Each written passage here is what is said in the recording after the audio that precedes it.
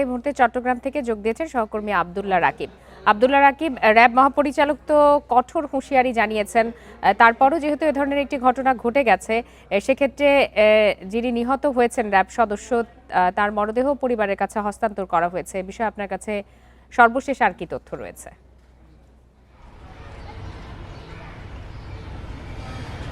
জি, আধা ঘন্টা আগে জানাজাটি শেষ হয়েছে চট্টগ্রামের র্যাবের যে সদর দপ্তর রয়েছে পতেঙ্গায়, সেখানেই সে জানাজায় আমরা দেখছি র্যাবের মহাপরিচালক থেকে শুরু করে অপারেশনস যে ডিরেক্টর রয়েছেন এবং চট্টগ্রাম মেট্রোপলিটন পুলিশের পুলিশ কমিশনার সহ জেলা প্রশাসন, অতিরিক্ত জেলা প্রশাসক এবং বিজিবির ঊর্ধ্বতন কর্মকর্তারা সেই জানাজায় অংশ নেন।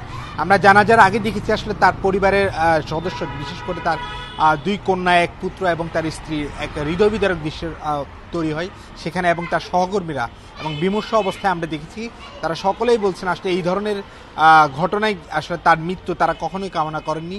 এবং গতকালকেও আসলে তার পরিবারের সদস্যদের সাথে তার কথা হয় এবং সেখানে তার অপারেশনের আগেই শেষ কথা হয় তার পরিবারের সাথে। এছাড়া গেল সপ্তাহে তার পরিবারের সাথে চট্টগ্রামে শেষ সময় কাটিয়েছিলেন। এবং এখানে আজকের এই জানাজায় আসলে আমরা দেখেছি র্যাব সদস্যদের সেই অংশগ্রহণে যে জানাজায়, সেখানে র্যাব মহাপরিচালক যে কথাটি বারবার বলছেন যে জঙ্গল সলিমপুরে যে কয়েক দশক ধরে যে গড়ে ওঠা সন্ত্রাসীদের যে আস্তানা, সেটি বিভিন্ন সময় আসলে সন্ত্রাসীদের বিভিন্ন অভয়ারণ্য তৈরি হয়েছে এবং সেখানে যে অস্ত্রের বড় বড় অস্ত্র এবং সন্ত্রাসীরা সেখানে আশ্রয় নিয়েছেন, সেটিকে ধ্বংস করার জন্য তারা বলছেন যে সরকারকেও কার্যকর উদ্যোগ নিতে হবে।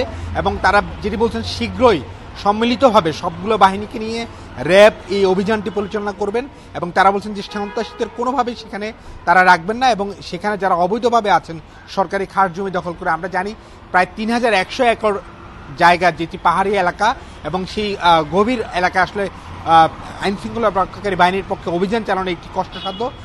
এর আগে 2021 সালের দিকে একটি অভিযান পরিচালনা করা হয়েছিল চট্টগ্রাম জেলা প্রশাসনের পক্ষ থেকে। এরপর থেকে আসলে কার্যত সেখানে কোনো ধরনের অভিযান পরিচালনা করতে পারেনি কোনো সংস্থাই। এবং আমরা দেখেছি গতকালকে যে ঘটনা, এর আগে গেল বছর মাঝামাঝিতে সাংবাদিকদের উপরও হামলা হয়েছে।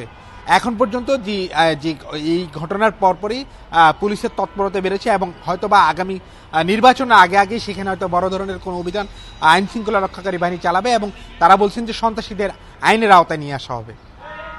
থেকে জানাচ্ছিলেন সহকর্মী আব্দুল্লাহ রাকিব।